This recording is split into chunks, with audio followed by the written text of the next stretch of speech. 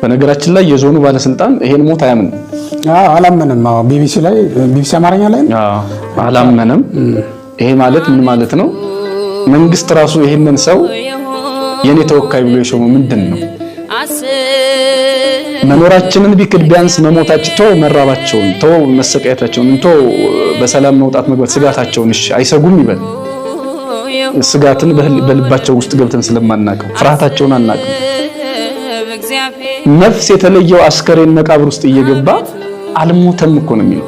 እኔ አሁን እሷ ይሄን ማለት አይደለም። ይሄንን ጥሩ ልብ አለው ብሎ ህዝብ ይመራል ብሎ የሾመው መንግስት ራሱ ማፈር ሊያፍር ይገባዋል።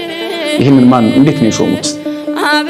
እዚህ ሀገር ሃይማኖታዊ ባለስልጣን አለ እንዴ? ማለት ሃይማኖታዊ መንግስት የለም ከተባለ በግልጽ እንዲህ አይነት ቃል ኃላፊነት በሌለው መልኩ የተናገረው ሰው ራሱ ሲፈረድበት ልናይ ይገባ ነበር። ግን ማን ሰው ብሎን ማን ተቋም ብሎን?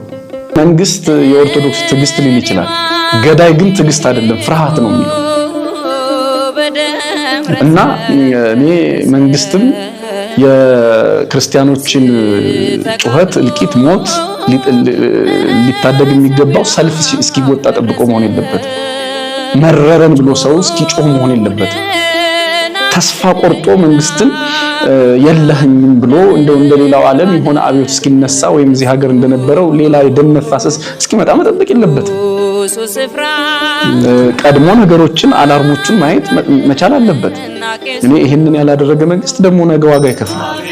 ስለዚህ እኔ እንደው በዚህ ጉዳይ ላይ መንግስት ራሱ ባይተኛ ብዬ ነው የማስበው።